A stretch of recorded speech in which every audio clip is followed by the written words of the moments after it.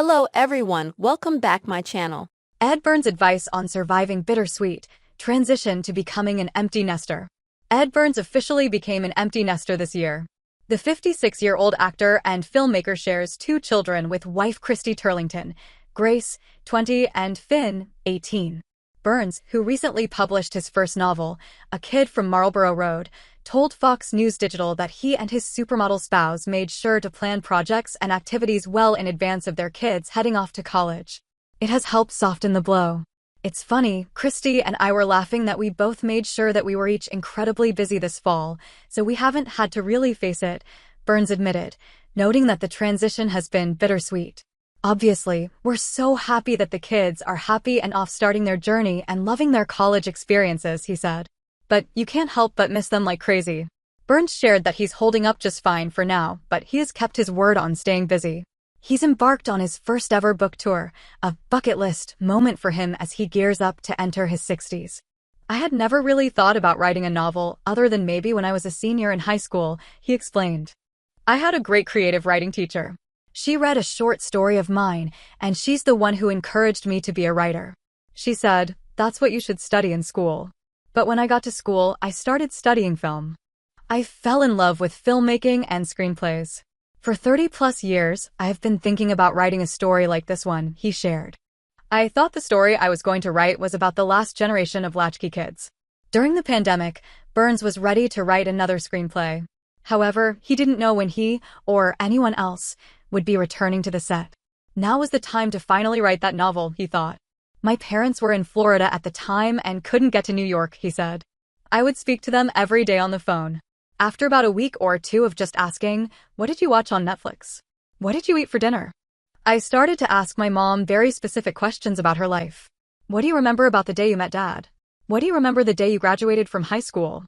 She started telling me these wonderful, long stories. I'd get off the phone with her, I would go upstairs and write. All of her stories found their way into the book. While A Kid from Marlborough Road is not a memoir, it draws heavily on Burns' Irish-American background. Burns also got a rare view of his mother's life before marriage and kids. My mom was never really lucky enough to get an education, he said. But she was super smart and very well read. I asked her, "Why didn't you go to college?" She was like, "Edward, I graduated from high school in 1957. I'm a kid with no money from the South Bronx. None of my girlfriends went to college. We had 3 options. You were going to teach, you were going to become a nurse, or you could become a nun." The book gets into the thwarted dreams, the dreams that didn't quite come true for her, said Burns. I think that was the biggest surprise for me.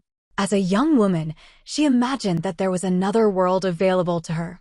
And maybe not having access to education thwarted some of those opportunities. That said, she took classes in her adult life. But I think she's someone who would have relished the opportunity to go to college right out of high school instead of going right to work. The matriarch, who passed away, never got to read Burns' book. Burns isn't sure if A Kid from Marlborough Road will become a film. But he does have big plans. I'm already about 200 pages into the second novel, he said. I see this as a trilogy. I've got a good outline for the third one as well. But Burns isn't done with films, far from it. He's working on a sequel to 1995's The Brothers McMullen. It's funny with empty nesting approaching in my life, he said. It's the story of my character. Barry is an empty nester. His 2 adult kids asked to move back into his house on Thanksgiving. There's a part of him that's overjoyed about having them back. But there's another part of him that is concerned that they have moved back into the house. I read an article about that, where a lot of young adults had been moving back to live with their parents because it's so hard to buy your first home. A lot of them are living at home now to save money. That's what inspired me to tell this story. Burns has just finished the script. So far, he's only spoken to original cast member Connie Britton about it. Quite honestly, it really focuses on a handful of the characters, he said. So not everyone will be back. Obviously, some of them will probably be disappointed to find that out. Burns is excited about the next chapter in his life. But one thing is certain, he wants to stay busy. I'm a tireless worker, he sighed.